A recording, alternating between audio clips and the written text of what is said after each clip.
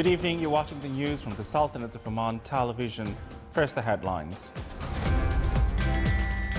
The World Bank expects an increase in the Sultan's gross domestic product in the coming 2 years. Efforts are ongoing to contain the diplomatic crisis between the Kingdom of Saudi Arabia, United Arab Emirates and Bahrain with the state of Qatar. And the UNICEF expresses its concerns over the increase in the death of civilians in Iraq fighting.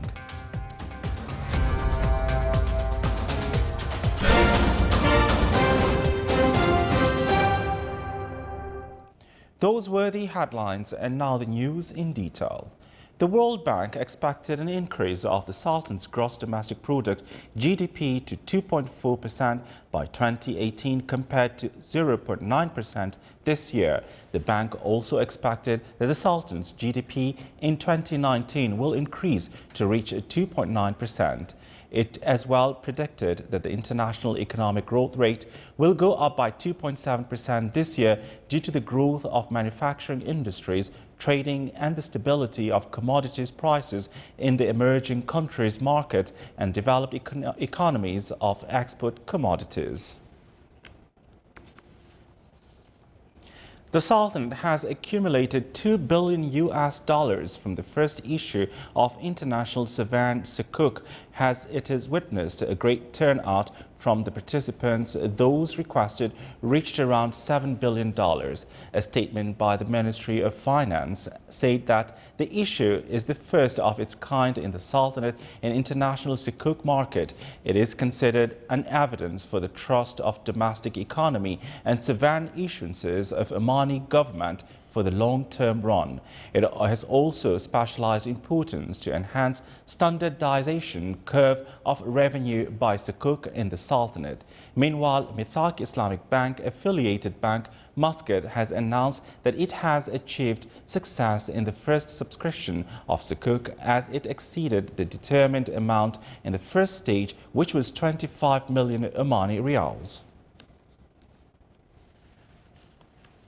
Oman Development Bank provided more than 57,000 loans to various development sectors during the last 20 years as a cost exceeding 466 million Omani riyals. The industry sector obtained about 40% of the total value of loans which the bank spent, whilst the fisheries sector obtained 20% of the total loans. The service sector, which included education, health and tourism, obtained more than 22% of the total loans, whilst agriculture and fisheries wealth got more than 16% of the total loans.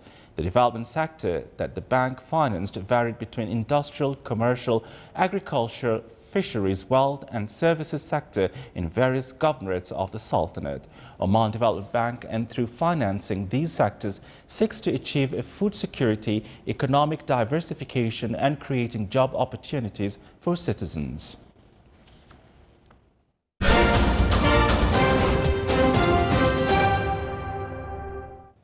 Within the Gulf efforts to contain the crisis between Qatar and Saudi Arabia, UAE and Bahrain, His Highness Sheikh Sabah Al Ahmed Al Jaber Al Sabah, Emir of the State of Kuwait, visits Jeddah city today to meet the custodian of the two holy mosques, King Salman bin Abdulaziz Al Saud of Saudi Arabia. The visit aims to bring points of views closer as well as solve the crisis, in addition to strengthen the brotherly ties among the Gulf countries. His Highness the Emir of Kuwait also made a phone call to His Highness Sheikh Tamim bin Hamad Al Thani, Emir of Qatar, urging him to take a wise stand and take proper steps towards solving this matter. France, Algeria and Sudan called on resuming dialogue to settle the disputes and to exert efforts to solve the diplomatic crisis of Saudi Arabia, UAE, Bahrain with Qatar. Meanwhile, a spokesman from the British Foreign Ministry said that this country hopes that this matter is solved quickly so as the Gulf Cooperation Council countries gain back their unity. The United Nations Children's Agency UNICEF said Up to 100,000 children are in danger as Iraqi forces battle to retake West Mosul from the Daesh group. Nearly 8 months into the massive operation to recapture Iraq's second city, security forces have retaken all about a handful areas in the West Mosul from the Daesh. But those areas, Mosul's old city and others nearby, are still home to large numbers of civilians in grave danger from fighting as well as from the lack of food, medicine and clean water. UNICEF said it has received reports from the civilians, including children, being killed in West Mosul, some of them as they sought to flee. The Mosul operation has taken a heavy toll on civilians, pushing more than 750,000 to flee their homes and leaving hundreds dead or wounded. The Daesh overran Mosul and swathes of other territory in 2014. But Iraqi forces, backed by US-led airstrikes, have since recaptured much of the areas they lost. US-backed fighters broke into the city of Raqqa today as they launched a final assault to drive the Daesh group from its de facto Syrian capital. The attack on the northern city at the heart of militant Syrian territory has been 7 months in the making and is backed by air support military advisors and weapons deliveries from the US-led coalition. Seized by the Daesh in the early 2014, Raqqa became notorious as a hub for the militants' operation in Syria, Iraq and beyond. The city has been the scene of some of the worst atrocities, including gruesome executions, public displays of bodies and trafficking of women. After months seeking of access towards the city from the east, north and west, the Syrian Democratic Forces today entered city limits for the first time. The United Nations said it was concerned for the safety of more than 400,000 men, women and children in Raqqa province who may be caught up in the violence. A man was killed during clashes in an Arab city in the central Israel yesterday after protesters attempted to storm a police station. The death in the city of Kafr Qasim followed by the arrest of a wanted man in the roadside inspection. Residents tried to prevent the arrest by throwing stones at police, but forces managed to take the suspect to a station. During the night, rioting erupted. Kafr Qasim is home to around 20,000 residents. Most of them are Arabs and is close to the so-called Green Line separating Israel from the occupied West Bank. In 1956, Israeli forces killed 47 people while enforcing a curfew in the area. In 2014, Israeli President Reuven Rivlin described the event as a terrible crime. Arab Israelis are descendants of Palestinians who remained on their land after the 1948 creation of Israel. They have a full Israel citizenship but have long complained of discrimination. Still to come in our news bulletin. Sultanate of Oman Television presents various interesting programs during the holy month of Ramadan.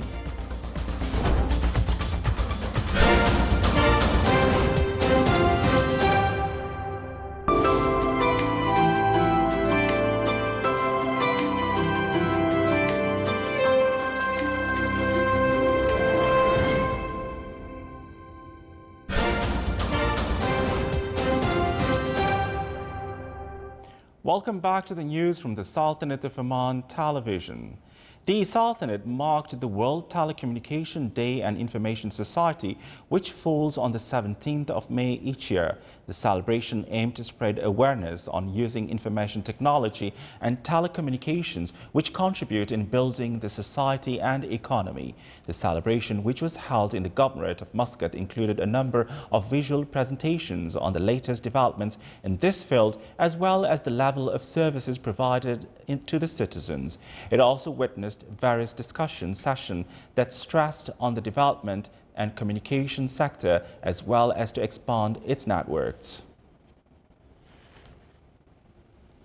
The Ministry of Regional Municipalities and Water Resources revealed the regulation of setting up shade structure for cars outside land plots area and the regulating condition in this field that came during the 6th periodical meeting of the Municipal Council in the Governorate of South Batna. According to the regulations, there will be specific measures and standards to establish shade structure. The meeting also discussed topics related to improving and beautifying the area located between Nakhal Fort and the new municipal souk. The citizens called upon the bodies concerned to asphalt this area and construct public parking lots in addition to establishing amusement park and beaches.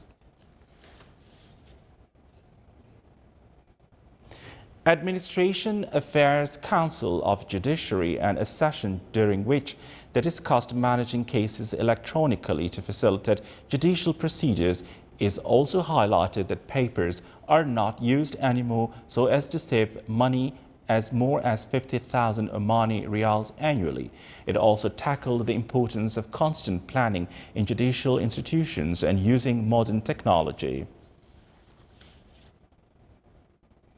The Sultanate of Oman television during the holy month of Ramadan broadcasts a number of interesting programs, among which is a program called Maharib that focuses on highlighting the archaeological mosques in various governorates of the Sultanate. The program tries to explore aspects related to history and architecture of these mosques. Another television program during the holy month is called Rasmu at-Tanzil, which deals with Quranic writing and rules. Here are the Ramadan times for tomorrow. Fajr prayers at 3:53 a.m. and Maghrib prayers at 6:57 p.m.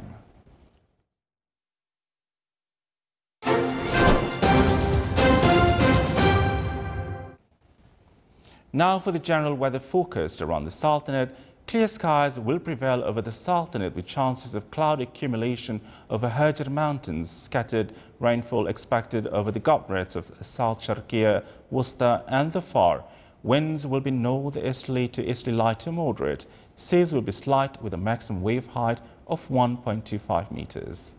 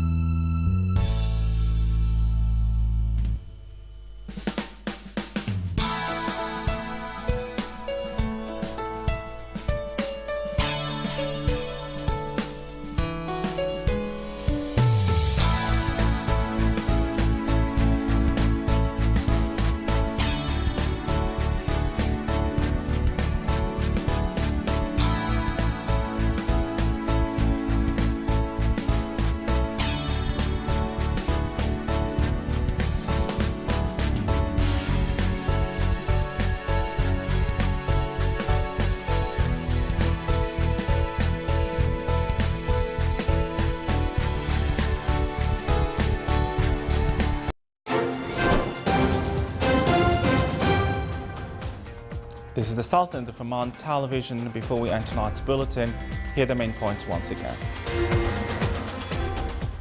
The World Bank expects an increase in the Sultan's gross domestic product in the coming 2 years. Efforts are ongoing to contain the diplomatic crisis between the Kingdom of Saudi Arabia, United Arab Emirates and Bahrain with the state of Qatar. And the UNICEF expresses its concern over the increase in the death of civilians in Iraq fighting.